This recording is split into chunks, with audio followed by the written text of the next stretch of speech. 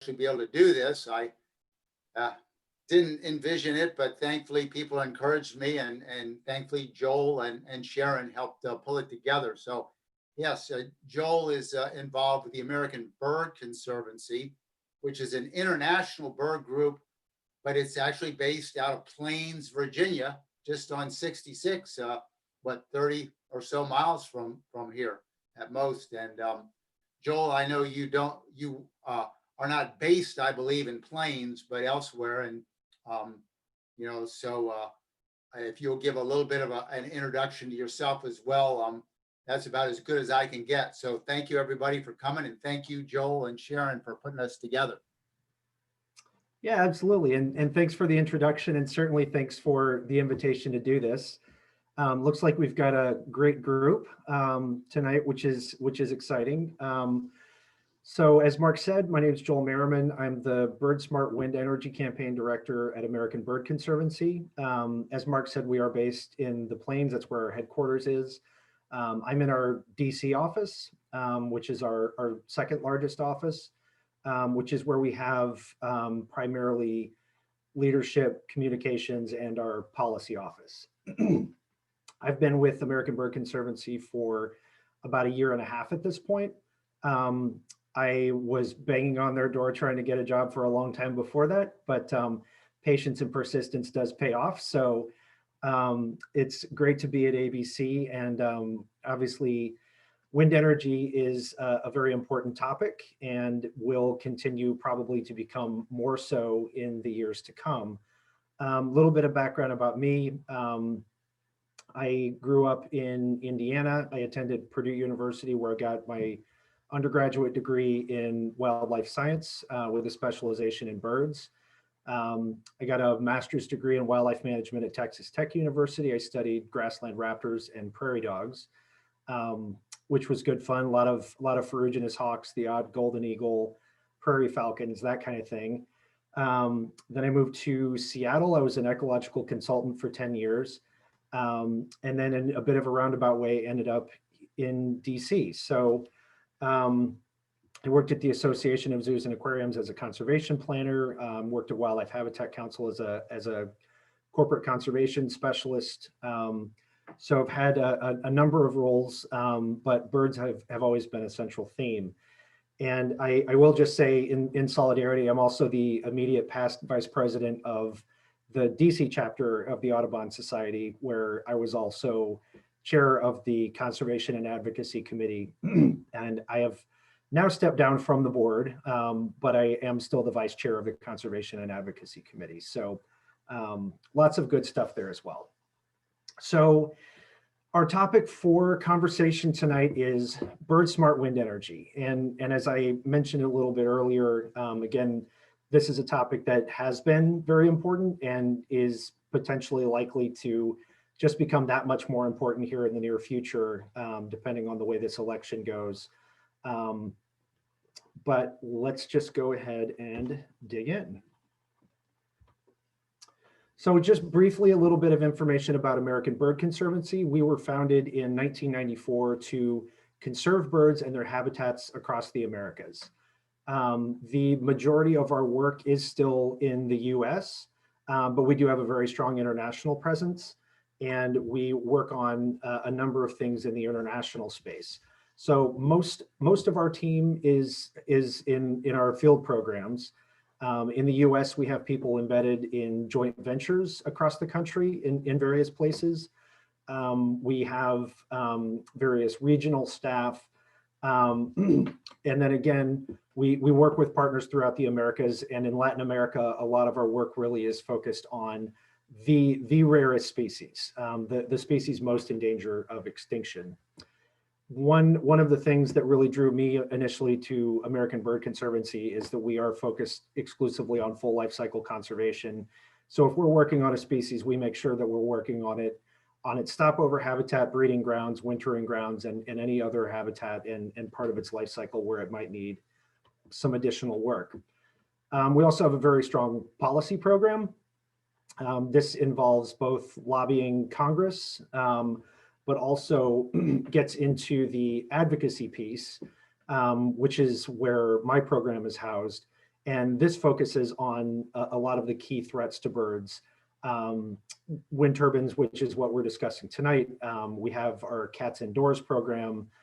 We have a team that works on glass collisions. So really have specialized and dedicated staff, working on some of these key threats to birds.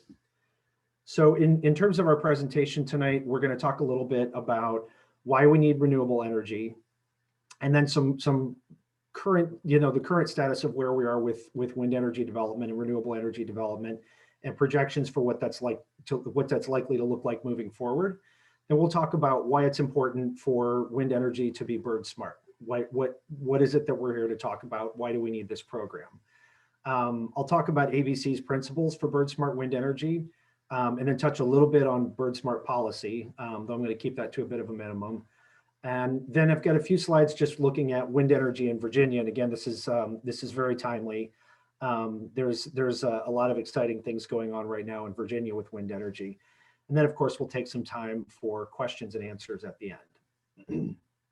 So first piece is, why do we need renewable energy?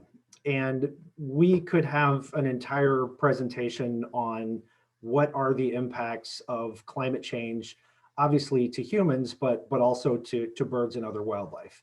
I have actually taken a full graduate course on the subject. So we really could dig into this and go into this for a long time. I'm going to make the brave assumption that folks have a pretty good understanding of this, so I'll keep it pretty high level. One of the most important resources out there for specifically the impacts of climate change to birds is the National Audubon Society's Survival by Degrees. And they really did a very in-depth analysis looking at a large number of North American bird species, and found that a large number of them are really very much in danger from climate change. As the climate changes, different habitats are going to shift northward.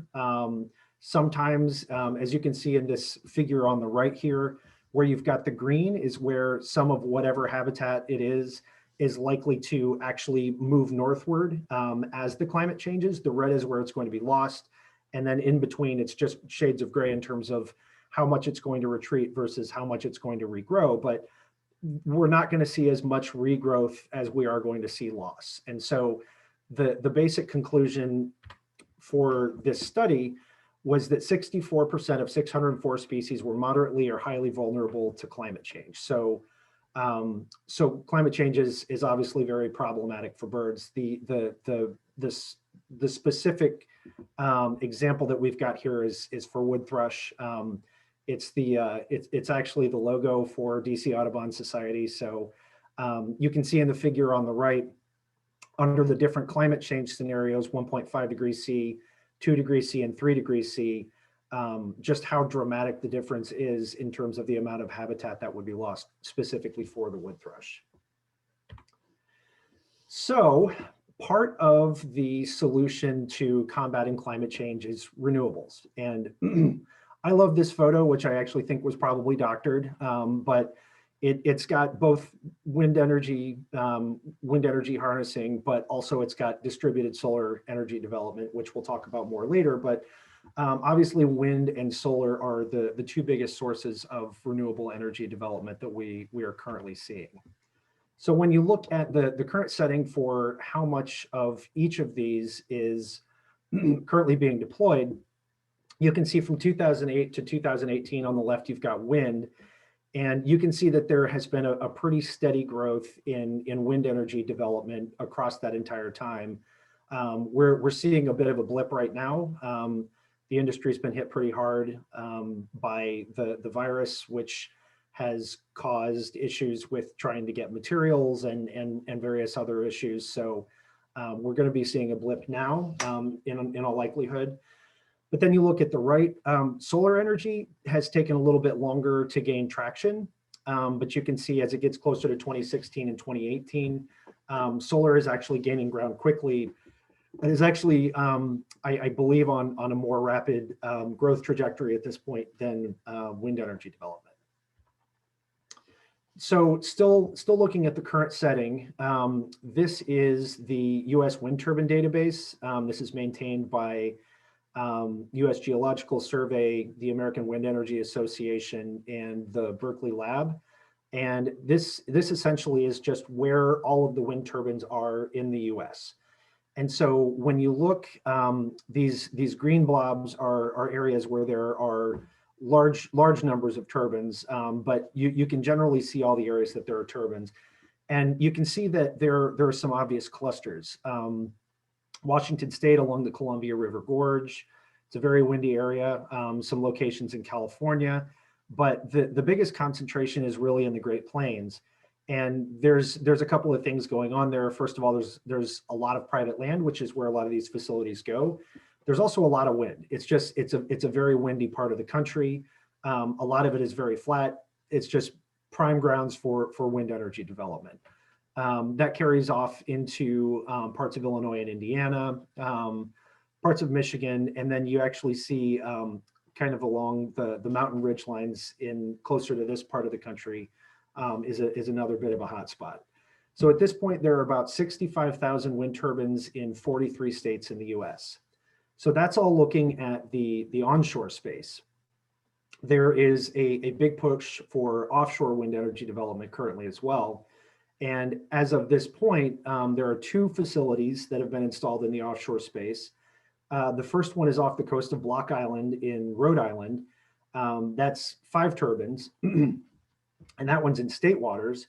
And the first ever facility that was installed in offshore waters goes to the great state of Virginia and Dominion Energy, where 2 industrial sized turbines were installed in federal waters under a research permit. So those were installed earlier this year, which was a very big deal.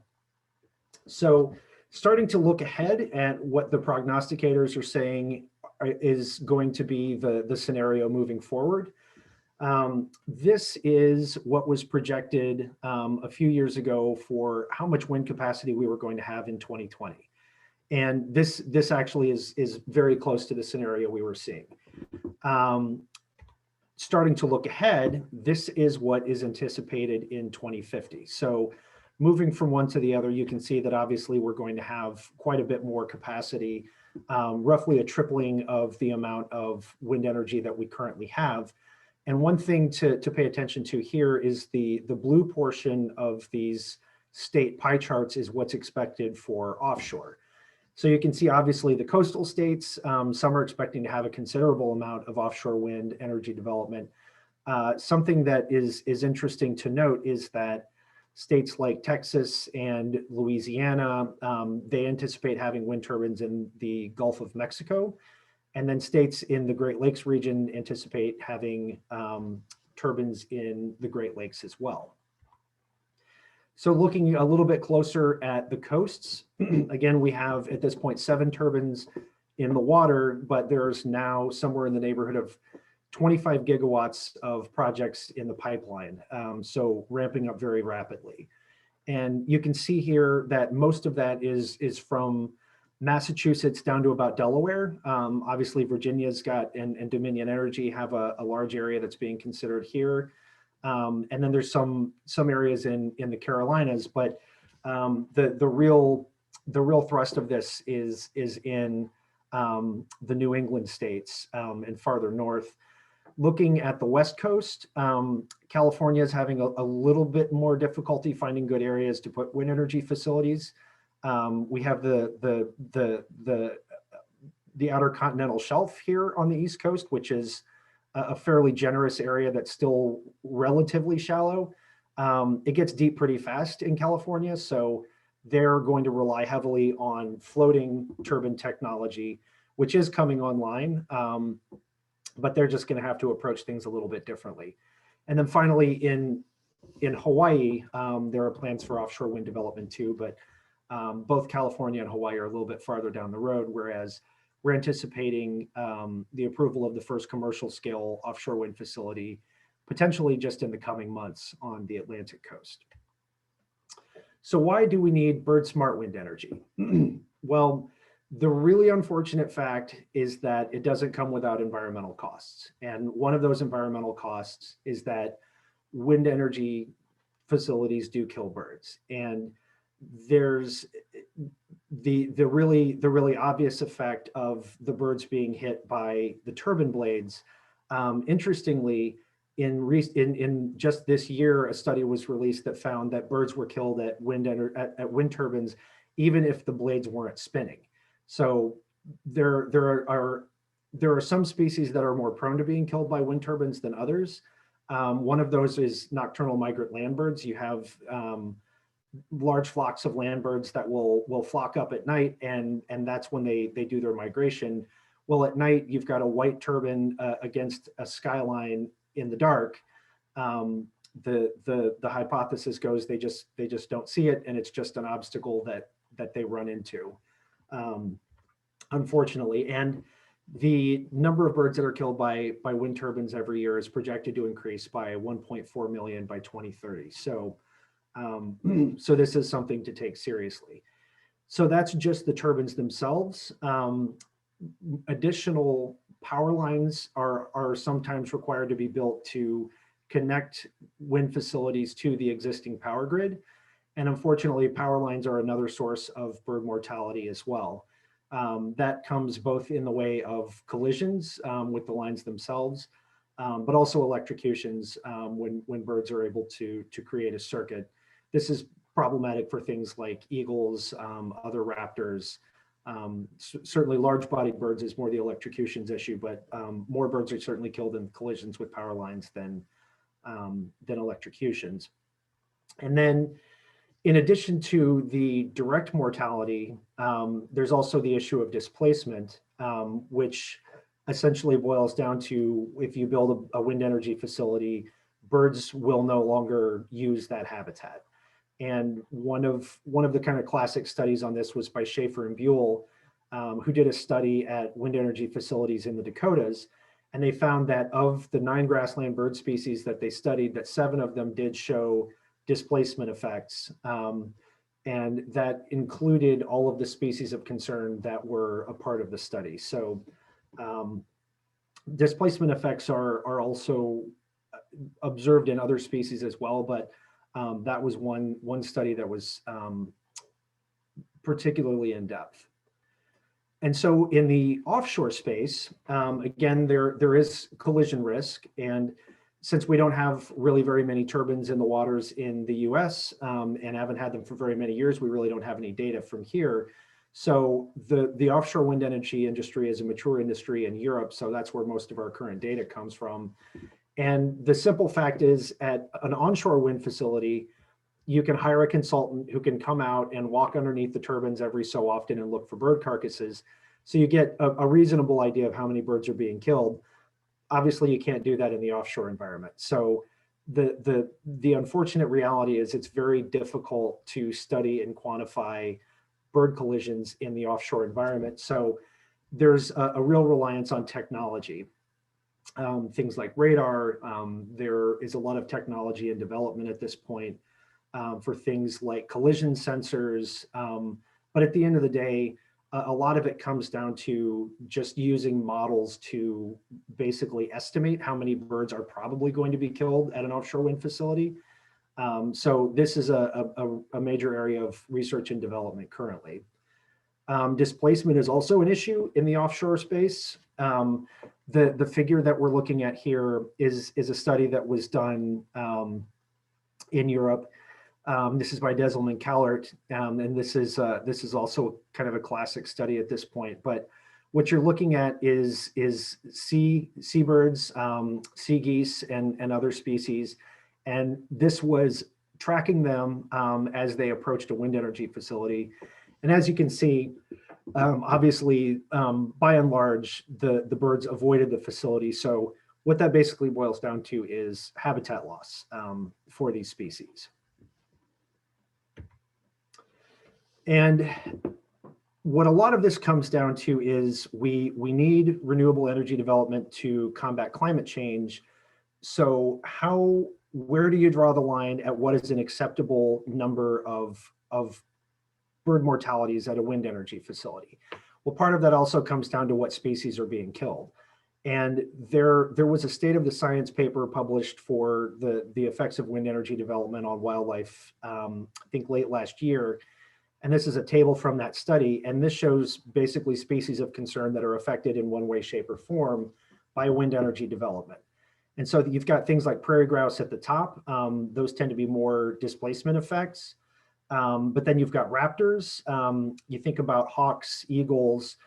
These are large-bodied birds. They have a tendency to fly at the rotor height, where the blades are spinning on these turbines. But while they're on the wing, they're also often looking for food. So rather than looking where they're going, they might be looking at the ground. And so raptors are a group that is particularly susceptible to collisions with wind turbines. Bats, they're actually species like the hoary bat, where there's concern about population level declines. And then it goes on from there. But the point of this just showing some species are more dramatically affected than others by this issue. So what regulatory protections do we have to ensure that this is minimized? Well, we have a number of federal laws. We have the Bald and Golden Eagle Protection Act, which specifically protects those two species. We have the Migratory Bird Treaty Act. It's a 102-year-old law that protects birds.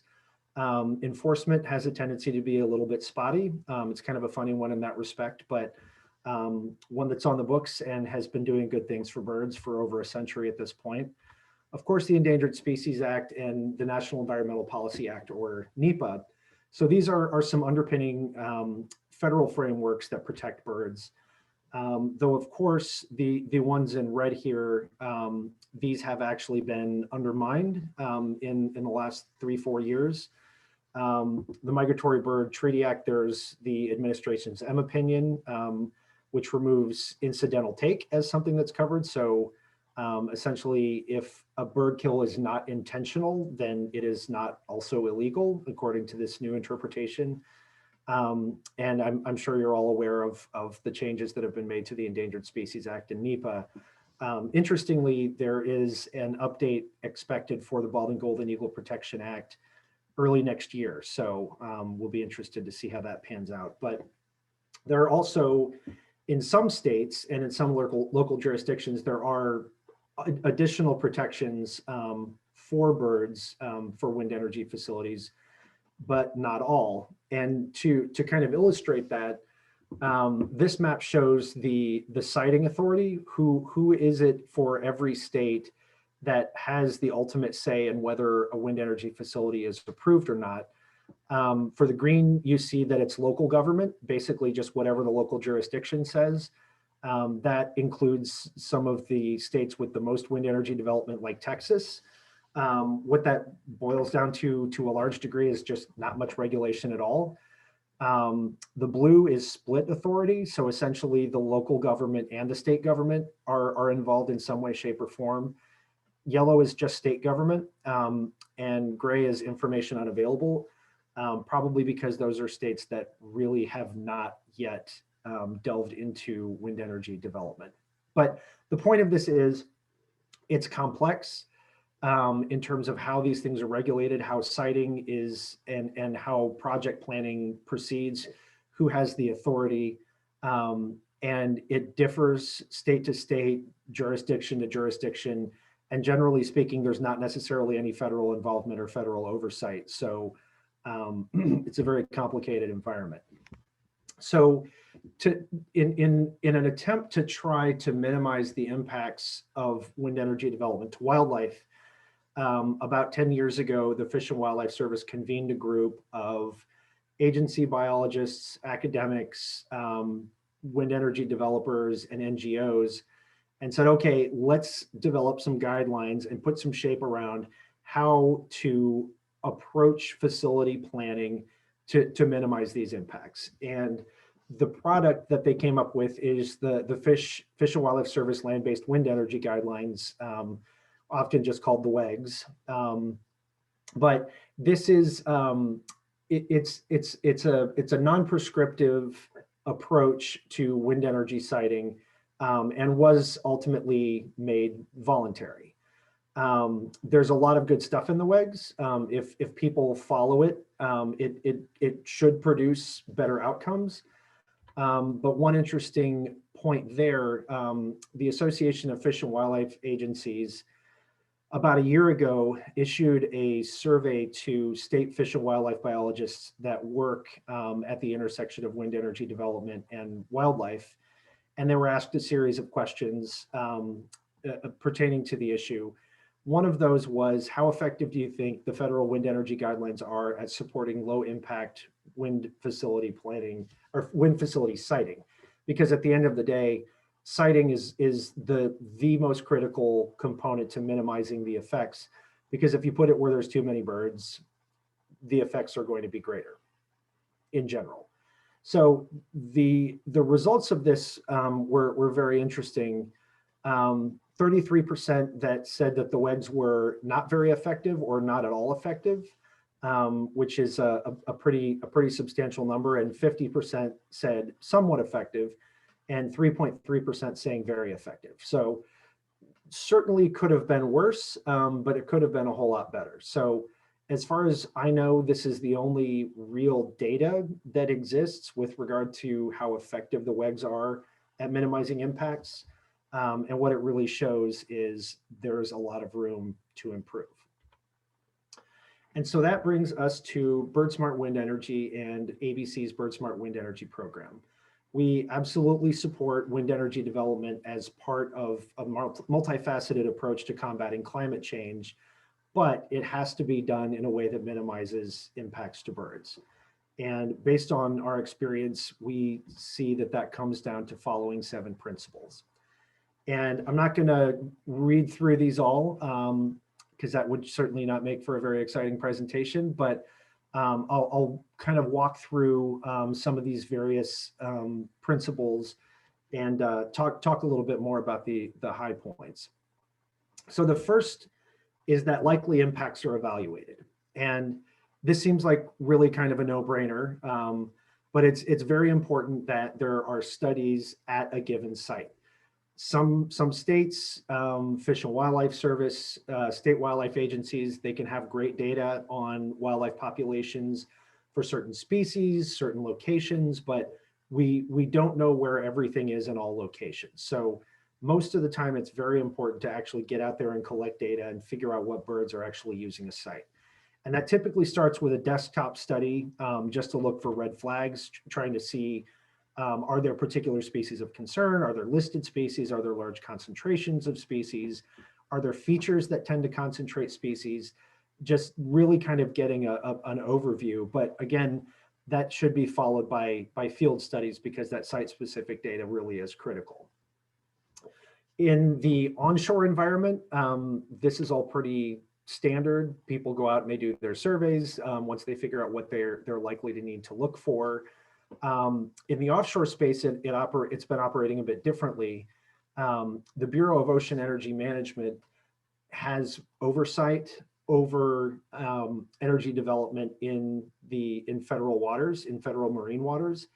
And so the onshore environment has a tendency to be developer-led. They have a tendency to identify an area, lock up some leases. So often the public doesn't find out that a wind energy facility is even being considered until there's a plan and a comment period. The offshore environment has been very different. The Bureau of Ocean Energy Management has actually been very proactive in identifying areas that are appropriate based on the various risks and constraints. So that's been a much more forward-looking and data-informed approach with the intent of minimizing impacts. So that's been a positive development in the offshore environment. And so it's important to do this comprehensive research prior to committing to a project, because the farther along you get in project planning, the more difficult it is to make changes. And I do want to note that at the end of the day, one of the most important issues is, what is the cumulative impact of all this? It's always important to look site by site at what the impacts are, but at the end of the day, what impacts is this having globally for a species and for a population? And one of the things that AFWA survey that I mentioned found is that most state fish and wildlife biologists that deal with wind energy development felt that the science is not addressing cumulative impacts very effectively. So that's a real area of research and unknown. So in terms of trying to find what are better and worse areas for wind energy development, American Bird Conservancy developed what we call our wind risk assessment map. And this is just a snapshot of that. And this was really a compilation of a lot of information that we had accumulated about areas that are important for birds. And so what you see here, red areas are areas that are higher risk and certainly worse for consideration for wind energy development. Orange areas, and then the kind of more translucent orange areas, also areas that you really need to pay attention. Some areas might be best to avoid, but certainly at the very least need to be aware that these things are going on. And so when people are considering facility development in any of these areas, that they need to give these things their due diligence. And so that's evaluating impacts. And then the whole point of that is that you ultimately have to site your turbines in low risk areas. And as I mentioned before, this really is the most critical piece. If you avoid the really high risk areas for birds, you're going to have the greatest impact on minimizing the impacts. So once you have identified a location and had a project approved, put it in the ground and started generating electricity, it's important to conduct post-construction mortality monitoring. And as I said earlier, for an onshore wind facility, this is often a consultant just walking transects looking for bird carcasses. But ultimately, this is really critical to inform adaptive management. You can do your studies before you actually build a facility and say, okay, this is what we think the risks are. This is what we think the likely impacts are going to be. But we're not yet to a point where risk assessment before a project is built is reliably translating to what the actual impacts are. So it is still important to get out there and get that mortality data after the facility has been constructed to see if there's something important that has been missed. For the carcass surveys that are done on land, there have been a number of studies, one of which was published earlier this year, that find that dogs actually dramatically improve these carcass searches because obviously dogs have talents with being able to smell these birds out that humans obviously don't have. Humans are limited in what we're able to see as we're walking around out there.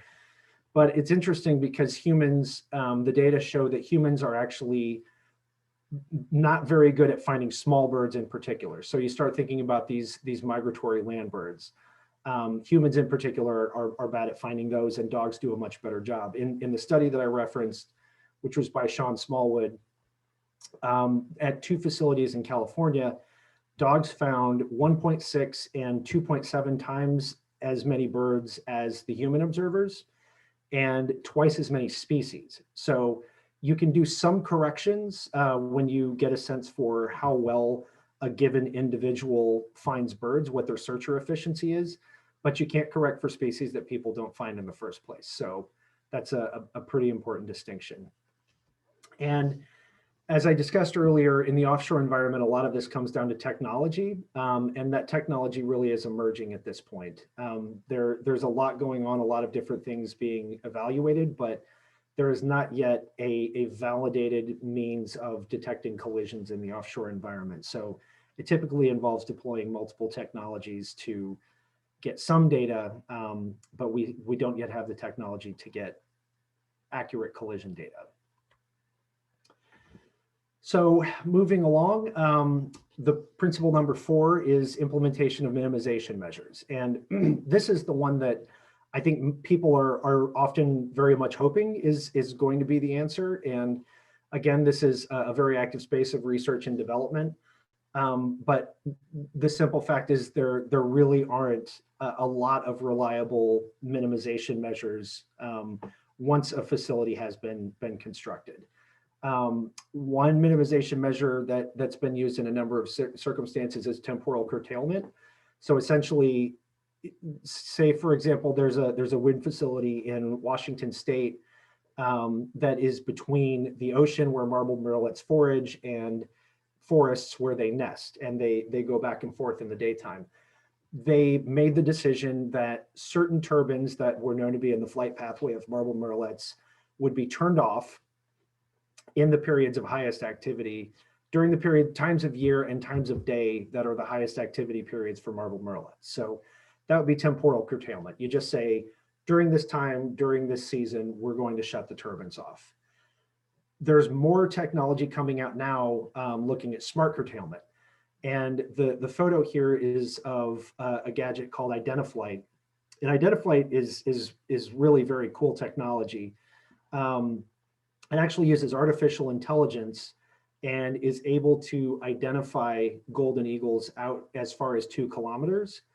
And if a given eagle is on a flight path that looks like it's going to take it in line with one of the turbines, it actually sends an alert that allows that turbine to be shut off and hopefully avoid killing that eagle. So that's been deployed at somewhere in the neighborhood of, I think, 10 facilities at this point, but golden eagles are one of the big concerns in terms of the species that are killed by this. So the Identiflight technology is a very big deal.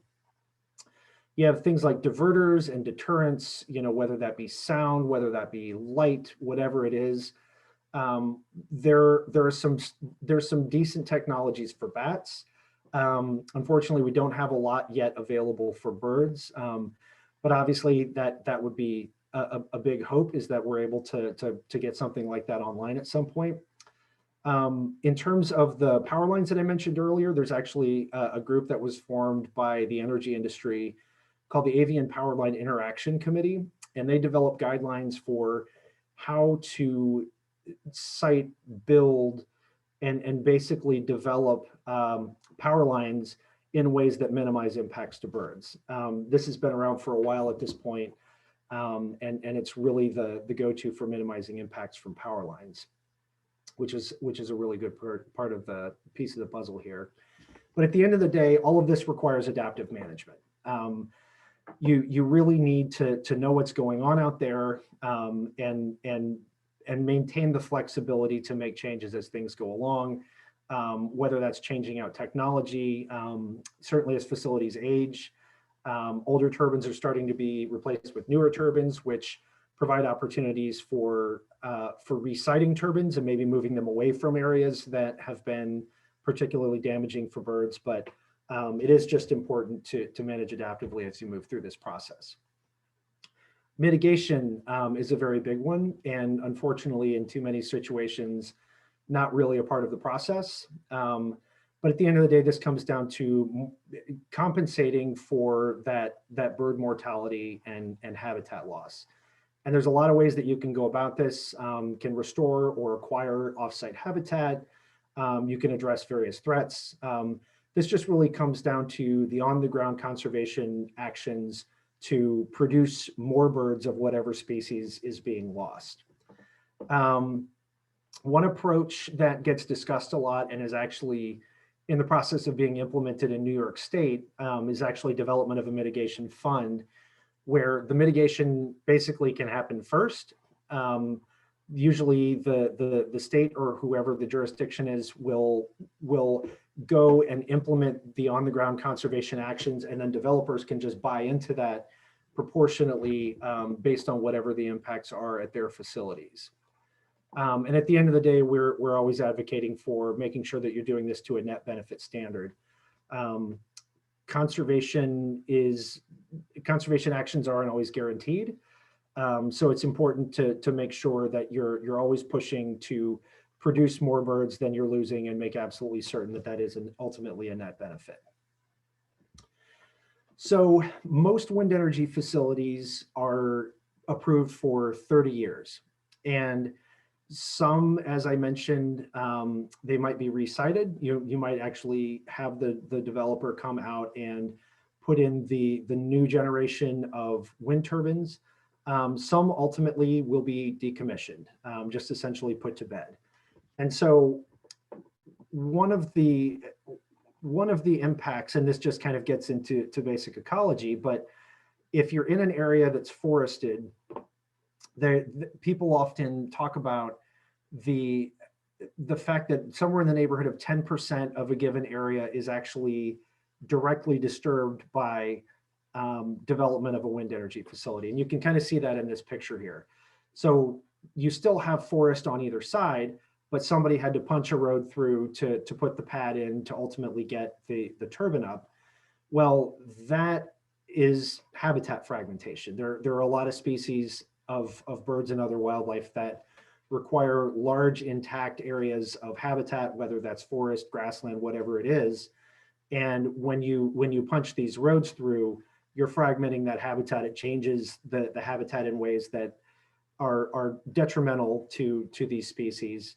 And so then at the end of a 30-year lease, if it's decided that the project is going to be basically terminated rather than up for another 30 years, you don't want to leave all that infrastructure out there. Again, we know that birds are running into turbines whether the blades are spinning or not, so that creates a hazard for birds. Plus you have this remaining fragmentation. And so it's important, and these are just more examples of what that fragmentation looks like, particularly that photo on the right. You can see that was previously potentially, there could have been a road there already, but it was also potentially a forested ridgeline in a largely forested landscape. And so at the end of the day, we advocate for restoring these kinds of properties to return them to actually having the habitat value that they should have. And the last of our bird smart wind energy principles, and chronologically, it's probably not in the right place, but before someone decides that we're going to put a wind energy facility in a given location, it's important to really say, okay, is wind energy the appropriate renewable choice for this location? And the simple fact is there are some developers that just do wind, and so they're always going to try to do wind wherever it is that they pick a location. But at the end of the day, some sites are probably way more appropriate for solar, and some sites may be more appropriate for wind. But it's not reasonable to just decide to plunk wind anywhere and everywhere. And this chart is a little bit on the busy side, obviously. But the real point of this is you can see in the bottom right there, you've got, and this is just looking at the levelized costs of different forms of energy in the US from 2009 to 2019. And it's really interesting because you can see on the far left that solar was way up at the top. Wind was second from the top in terms of how expensive it is to generate a given unit of energy using those two sources. You look at the far right all the way at the bottom, you now see that wind energy is the second lowest and solar is now in fact the lowest. I consider this interesting just from the standpoint that technological development in the solar energy space is incredible. I mean, there are new materials being considered. There are materials that people think we may be able to put on the hoods of cars. We're putting solar panels on windows that people can still look out. Really a lot of technological development. So solar is really going places, but this shows that generating electricity with renewables is definitely come down a lot in terms of expense. But in terms of assessing renewable options, one thing that we will always advocate for, we shout this from the rooftops, is distributed solar energy development. And this is, yes, putting solar panels on the roof of your house or your neighborhood market or whatever it may be. But solar panels can also go in brownfields. They can go in degraded lands. I have seen solar panels in parking lots. They can actually second as shade for cars in addition to producing energy. There's work on trying to integrate distributed solar energy development into agriculture. But the point being, there are a lot of areas that are not good wildlife habitat and are not really being used to a large degree. And really trying to get as much of that into energy production through solar as possible is going to be incredibly valuable. And part of the value there is a lot of these areas are going to be in the more urban environment, which is where most of the energy is being consumed anyway, as opposed to putting an industrial scale wind energy facility out in the hinterlands where you actually have a lot of good wildlife habitat. I almost hesitate sometimes to include this slide, but you know, at the end of the day, generating energy with wind turbines is a 2,000-year-old technology, and one hopes that at some point we'll be able to find another way to harness wind energy to produce energy in ways that is less damaging to birds. On the left is the Makani kite. Actually, it's very cool. There are some great videos out there about it, but it kind of flies in a figure-8 pattern. All the while, the little turbines on it are spinning and generating electricity. It's a very cool thing. Honestly, I cannot remember what the name of the contraption is on the right, but when the wind hits it, it kind of gyrates and produces energy. We over the years have had various gadgets on this particular slide. Most of them do not come to fruition. The Makani kite actually went under earlier this year. I'd had high hopes for it. It was actually being developed by a bunch of guys formerly at Google, but the one on the right is still underway. But the point of the slide being, there is hope that at some point we'll be able to harness the wind without these impacts. Talking a little bit about bird smart policy. Obviously, renewable energy development is a very hot topic, and climate change generally. And so we're always on the lookout for what policies are making their way through Congress. And we're always trying to alert people to the fact that these things do negatively affect birds, and that needs to be taken into account. So not to say that we shouldn't produce wind energy, but we do need to think about making sure that these facilities are going in the appropriate locations, and at the end of the day that we're mitigating for impacts, because as I mentioned earlier, that is not often part of the equation at this point. One bill that I do want to point out to folks, because it's still one under discussion, is the Migratory Bird Protection Act. I mentioned the Migratory Bird Treaty Act earlier, which is our 102-year-old bird protection law in the States. The Migratory Bird Protection Act would add another layer to it, because MBTA has some very plain language, and it's a little bit difficult to apply it exactly as written. The Migratory Bird Protection Act would remedy that, and basically strengthen the Migratory Bird Treaty Act. And it would effectively require specific industries to adhere to best management practices to minimize risks to birds. So for the wind energy industry, for example, it would probably be something along the lines of the Fish and Wildlife Service's wind energy guidelines. But it would ultimately, it would provide the certainty and the permitting system for implementation of MBTA that has been missing to this point, and really operationalize it, but also just make it very clear to all stakeholders involved how that process is going to work. This was ultimately introduced and it passed the committee. We are still pushing hard for its implementation.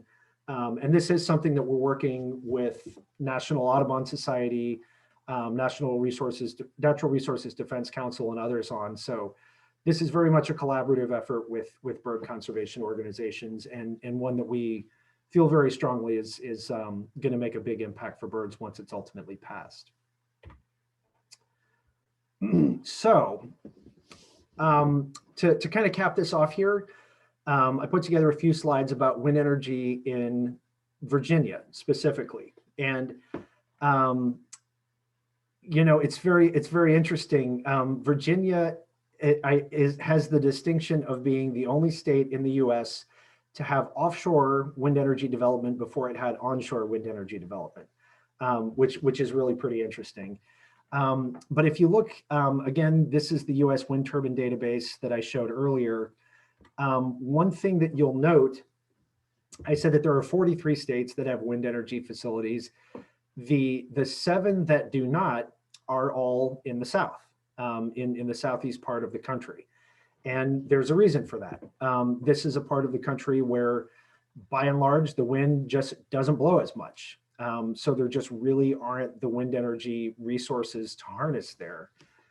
One place backing up here, one place that does differ is when you get to ridge lines where you have topography.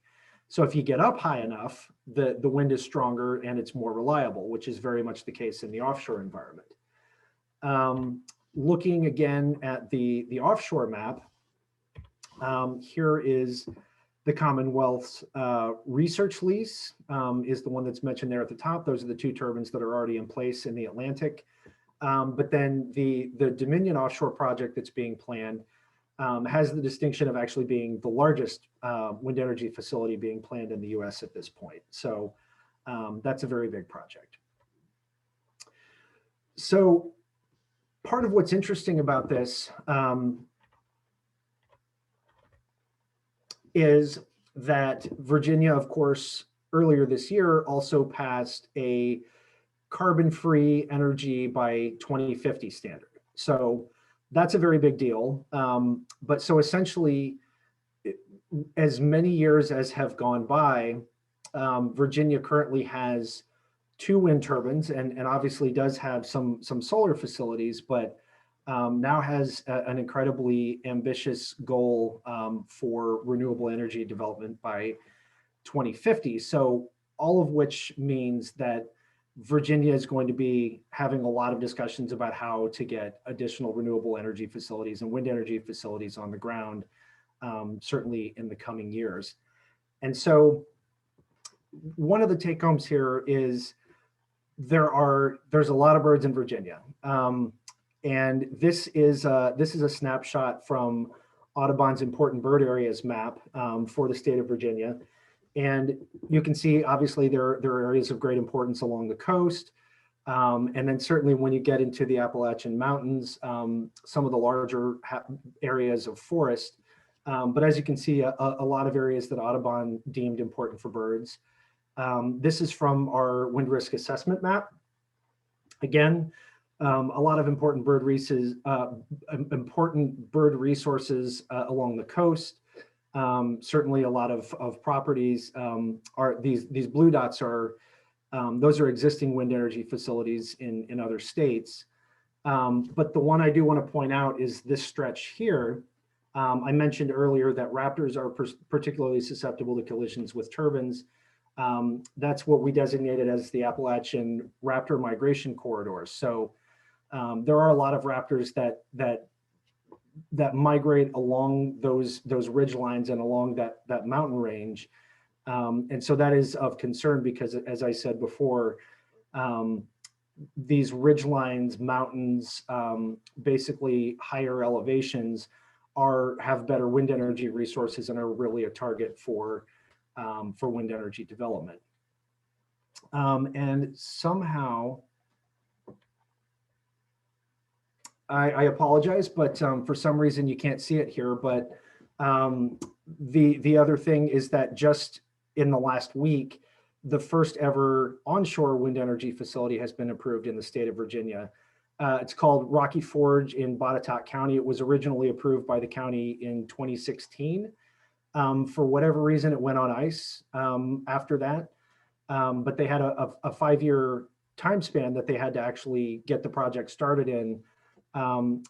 Apex is the developer. They brought this project back to life earlier this year. They actually went back to Botetourt County and had to make some modifications to their permit. They were granted more time. They also came with the more modern generation of turbines, which are much taller and are going to access stronger wind energy resources at a higher elevation. But they were ultimately approved again by the county. They went and sought a permit from DEQ and the state, and that was just approved. So not only does Virginia have an offshore facility that's already in operation, but now an onshore facility that's been approved.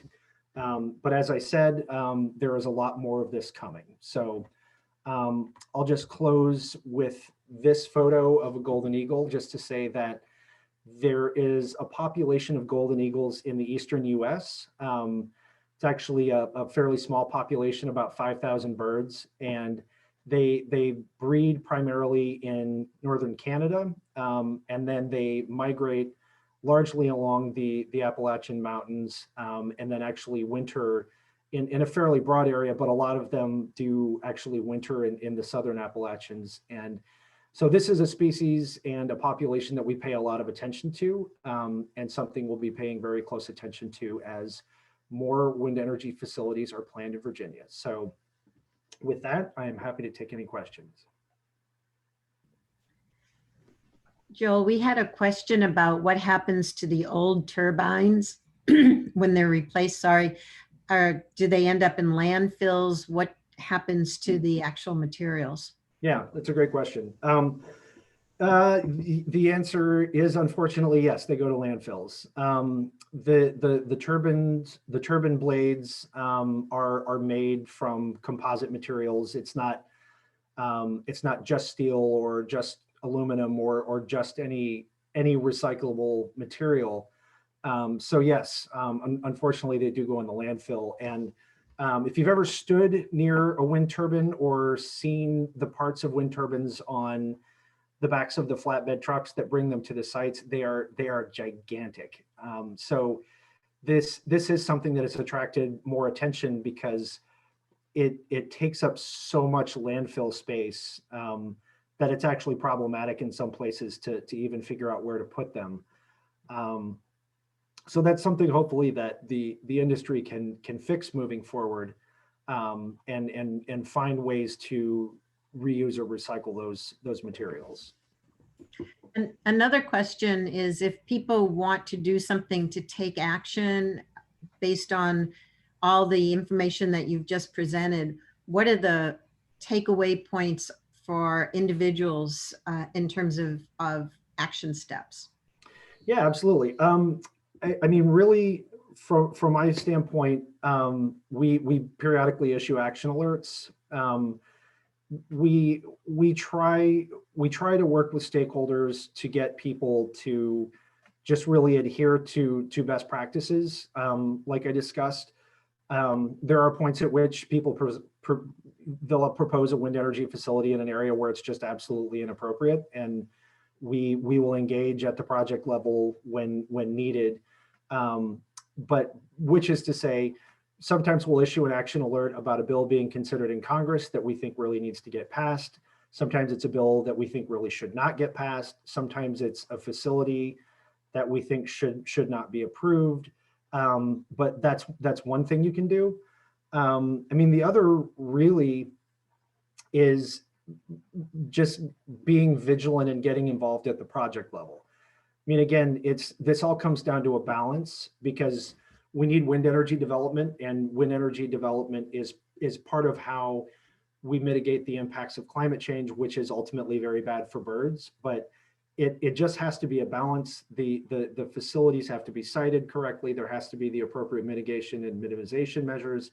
So a lot of it does come down to project by project engagement, and folks can get engaged on their own through their local Audubon chapter.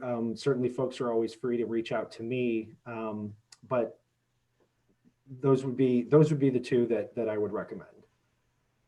We have another question about how cost effective is curtailment activities. Yeah, that certainly depends on who you ask.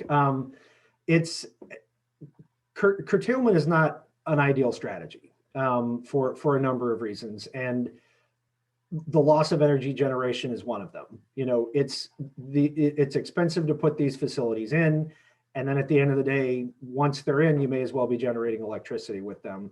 So it's not ideal from the loss of generation perspective.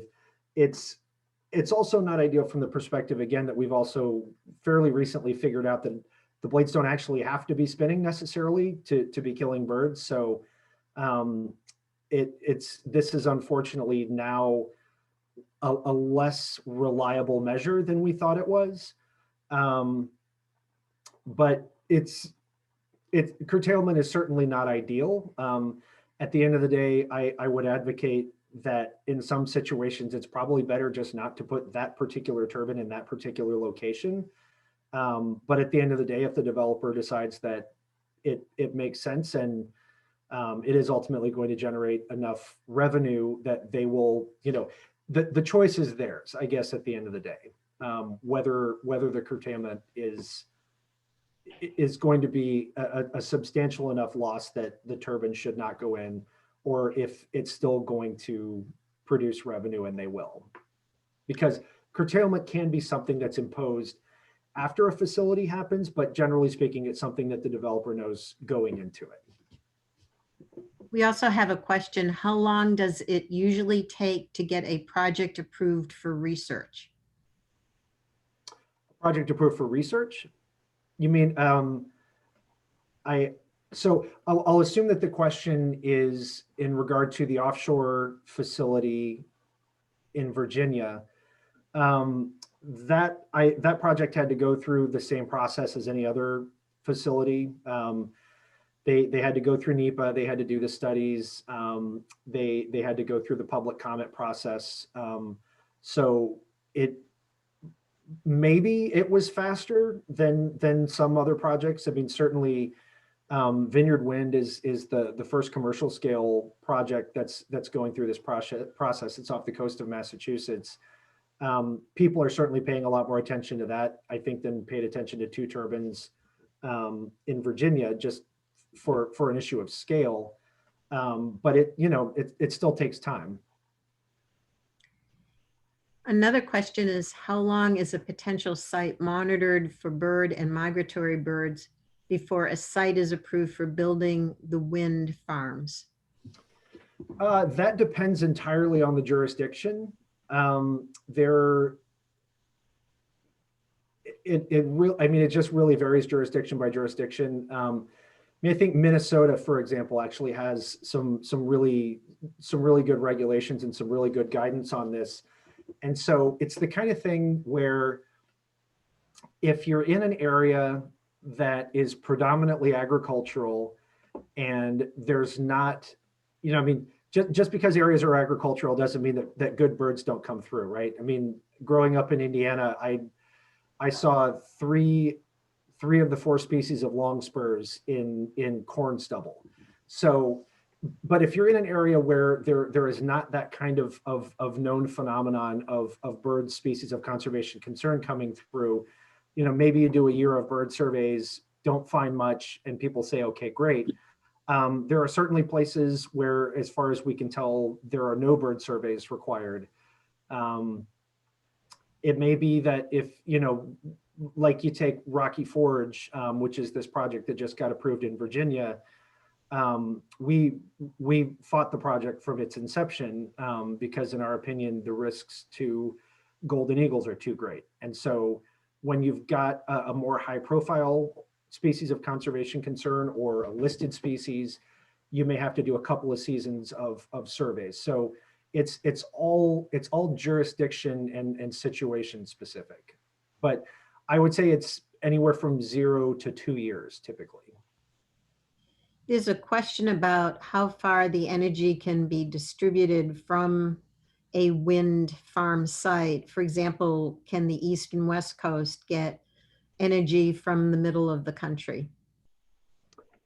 Theoretically, yes. I think you can carry it. I'm not actually an expert on electricity, so I'll just preface what I'm saying by that. I am a bird guy, but I think that you can move it a long way. A big part of the issue, well, a couple of the issues really, the existing energy grid has limitations. There have been attempts to try to link up multiple states with really kind of an updated state-of-the-art electricity generation and transmission system. Really don't tend to pan out. So there's aging energy grid infrastructure. There are areas where it's inadequate for various reasons, but there are efforts to put new to put new transmission lines in, certainly in large areas.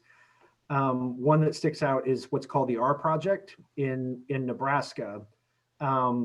This was proposed over a fairly substantial portion of the southeast part of the state. And it had multiple purposes, but one of them was actually to connect new renewable energy facilities to the grid. It unfortunately went through a fairly important area of habitat, and in an area that whooping cranes traverse. So that it was issued a permit by the Fish and Wildlife Service, but that was challenged in court. Recently, the Fish and Wildlife Service permit was invalidated.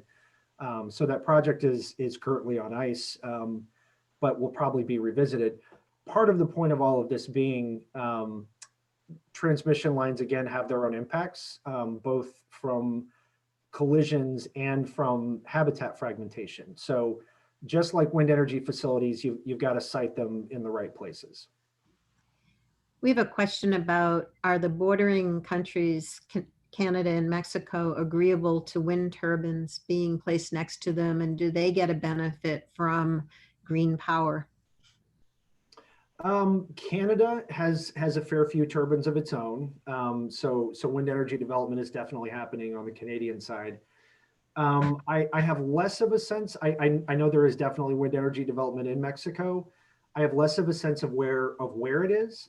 There are certain portions of Mexico that we pay attention to, just by virtue of their high biodiversity value and the fact that we do know that they're either heavily developed already for wind energy or there is a lot of interest.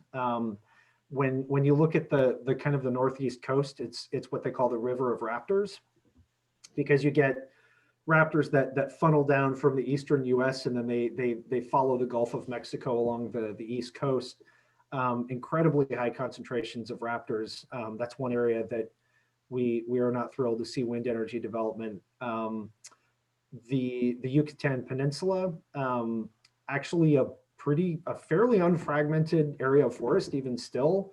Lots of wind energy and solar energy development pressure there, which is kind of gradually carving up the landscape. It's always hard to see something that mitigates climate change causing these kinds of environmental harms, but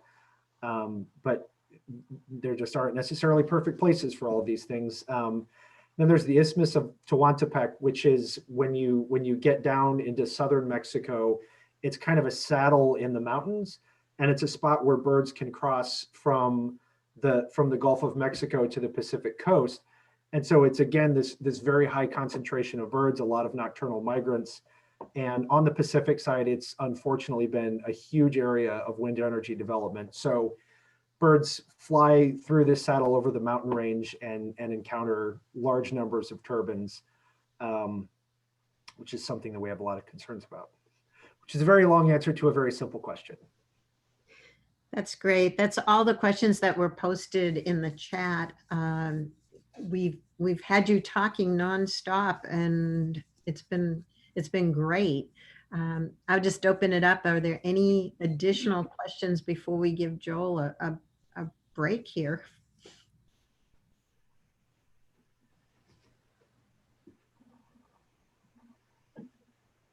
I might just remind people that there is the Christmas bird count that'll be going on, in December. So something just to think about in the future.